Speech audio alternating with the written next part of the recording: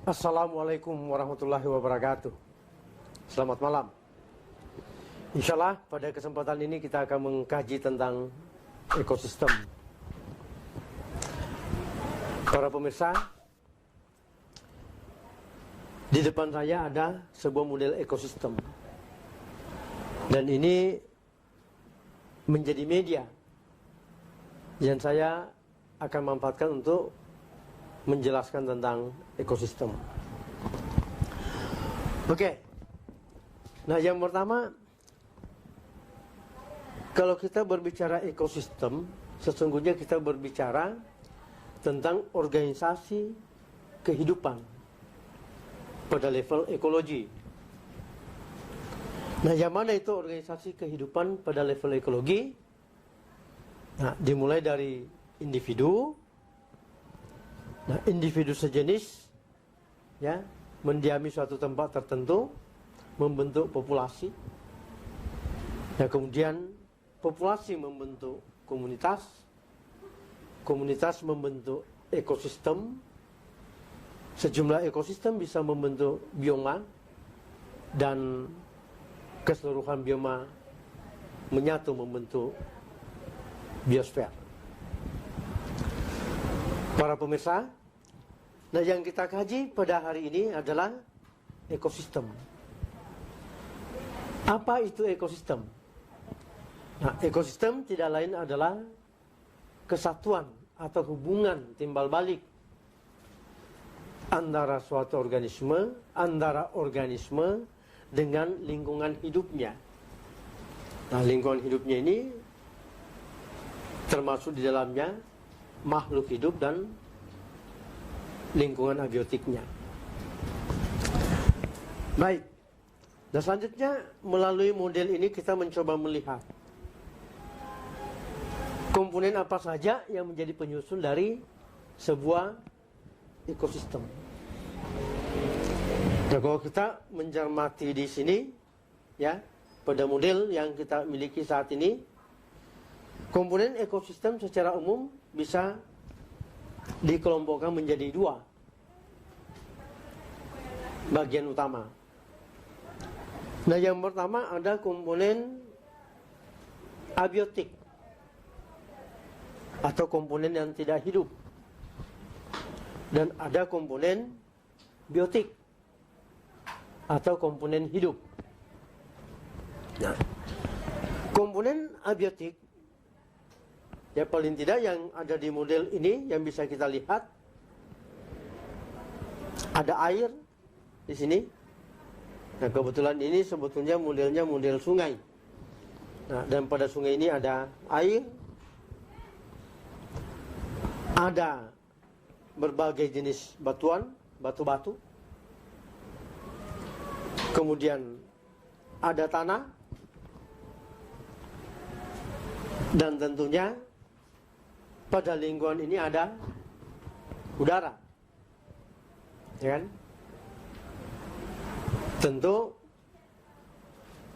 di udara ini kalau kita mau mencermati lebih jauh, kita bisa melihat di situ ada suhu yang bisa diukur dengan menggunakan alat pengukur suhu seperti termometer, dan juga di sini bisa terukur kelembaban udara melalui alat ukur yang kita namakan higrometer. Dan tidak kalah pentingnya, walaupun di model ini tidak ada, tapi ada yang kita namakan cahaya matahari.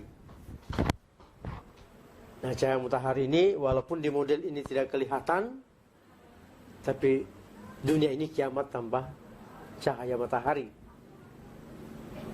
Nah, mengapa demikian?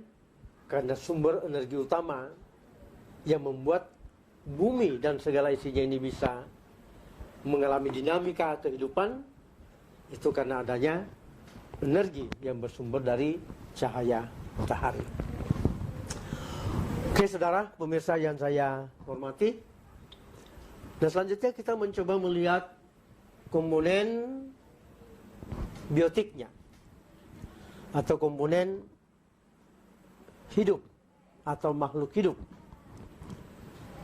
Nah tentunya kalau kita melihat dari aspek abiotik, aspek biotik,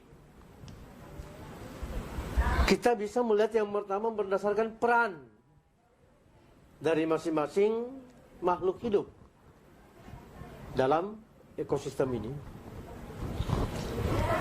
Ada yang berperan sebagai produsen. Nah, yang berperan sebagai produsen adalah tumbuhan. Di sini kita melihat ada sejumlah tumbuhan, ya. Anggaplah kalau kita berkata ini adalah tanaman padi, ini ada pepohonan, ya. Nah, di sini juga ada sejumlah, ya, vegetasi yang ada di bagian bukit-bukit ini. Nah, ini semuanya ini tumbuh-tumbuhan ini berperan sebagai produsen. Nah, apa perannya produsen di sini? Nah, dia berperan sebagai sumber makanan utama bagi makhluk hidup lainnya. Mengapa demikian? Karena tumbuhan ini memiliki suatu kemampuan untuk mengabsorpsi energi matahari yang selanjutnya dimanfaatkan energi tersebut untuk mengubah, ya, bahan-bahan anorganik terutama air dan CO2, ya, dengan bantuan cahaya matahari dan klorofil yang ada pada produsen ini, pada tumbuhan ini, sehingga terbentuklah karbohidrat. Dan karbohidrat ini menjadi sumber energi utama, ya, bagi kebanyakan, bagi konsumen, ya. Nah, kemudian yang kedua, yang berperan sebagai konsumen. Nah, konsumen ini yang memakan. Tetapi di sini ada levelnya. Ada yang kita namakan konsumen level pertama. Nah, siapa yang level pertama itu? Adalah konsumen yang memakan produsen. Jadi artinya kalau kita mencoba melihat pada media yang ada ini, nah ini kambing ini, ya, kambing ini merupakan konsumen tingkat pertama, ya, ini. Hal yang sama juga ini, rusa, ini juga konsumen tingkat pertama. Kenapa? Karena dia memakan tumbuh-tumbuhan. Ya, kita namakan konsumen tingkat pertama. Jadi kalau misalnya di perairan ini ada ikan yang memakan tumbuhan air, maka kedudukan ikan itu pun juga sebagai konsumen tingkat pertama. Nah, semua organisme yang memakan tumbuh-tumbuhan ini kita kategorikan di sini sebagai herbivora.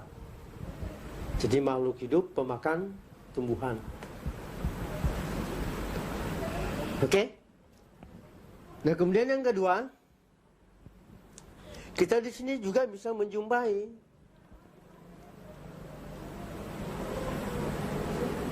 ada serigala di sini, dan di sini ada harimau. Ya, ini harimaunya saya pindahkan. Ini ada harimau. Nah, harimau ini dalam kondisi alami seperti yang kita lihat pada model ini, dia bisa berperan sebagai konsumen tingkat 2. Jadi harimau ini bisa memakan kambing, ya kan?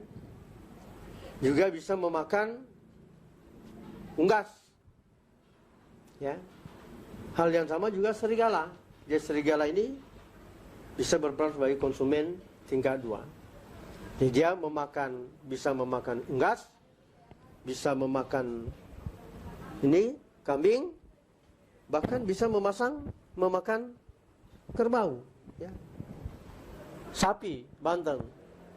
Nah, organisme-organisme yang memakan daging ini dari berbagai hewan itu secara umum kita namakan sebagai karnivora. Jadi hewan pemakan daging. Nah, ini biasanya kita tempatkan sebagai konsumen kedua. Tapi tidak selamanya. Tergantung alur rantai makanannya. Ya. Ya kenapa? Karena bisa jadi harimau itu berdasarkan rantai makanannya dia bukan konsumen 2. Dia bisa saja menempati konsumen level 3. Ya kan? Nah, kapan itu bisa terjadi? Ya contoh paling sederhana misalnya rumput ya dimakan ayam, dimakan belalang. Berarti belalang itu konsumen tingkat pertama. Belalang dimakan ayam. Berarti ayam level kedua, konsumen tingkat kedua. Nah, kemudian ayam dimakan harimau, maka harimau menjadi konsumen tingkat ketiga. Oke? Nah, jadi artinya apa? Di kelompok konsumen ini memungkinkan ada konsumen tingkat 1, ada konsumen tingkat 2, ada konsumen tingkat ketiga dan seterusnya.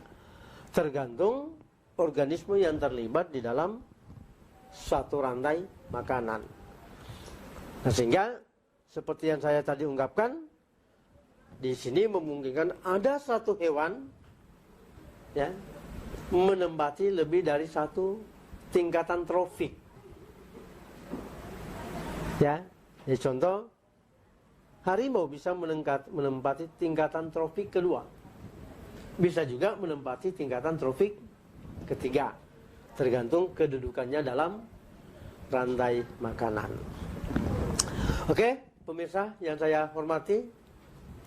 Dan komponen ketiga daripada ekosistem adalah pengurai. Ya. Artinya apa? Semua makhluk hidup ini pada titik akhir juga ada masanya. Dia akan mengalami kematian. Kematiannya itu bisa disebabkan karena dimangsa oleh makhluk hidup lain. Bisa juga karena memang proses penuaan atau karena suatu penyakit. Intinya semua yang hidup pada titik akhir mati. Ya, dan makhluk hidup yang mati ini nanti dia akan terurai kembali. Nah, untuk proses penguraian ini dibutuhkan organisme yang berperan sebagai pengurai. Nah, pengurai sebetulnya ya kebanyakan adalah mikroba. Ya, utamanya bakteri. Tetapi faktor-faktor yang mempengaruhi banyak. Ya, termasuk faktor lingkungan fisik itu berpengaruh terhadap percepatan penguraian dari suatu makhluk hidup yang telah mengalami kematian. Oke, saudara yang saya cintai, ini adalah model ekosistem kita ini, begitu sederhana. Tetapi setelah itu banyak hal yang bisa dibahasakan. Apalagi yang bisa dibahasakan di sini? Tentu rantai makanan. Kalau tadi kedudukannya. Nah, rantai makanan, ya, kita bisa membicarakannya di sini. Walaupun ini nanti akan dibicarakan pada waktu yang lebih spesifik. Aliran materi, siklus energi. Itu bisa kita bicarakan di sini. Oke, untuk pertemuan kita saat ini cukup kita membahas tentang komponen ekosistem. Tadi ada komponen biotik, ada komponen abiotik. Nah, yang biotik bisa dikelompokkan berdasarkan perannya di dalam ekosistem, yaitu sebagai produsen, konsumen. Konsumen itu bisa punya level, konsumen 1, 2, 3.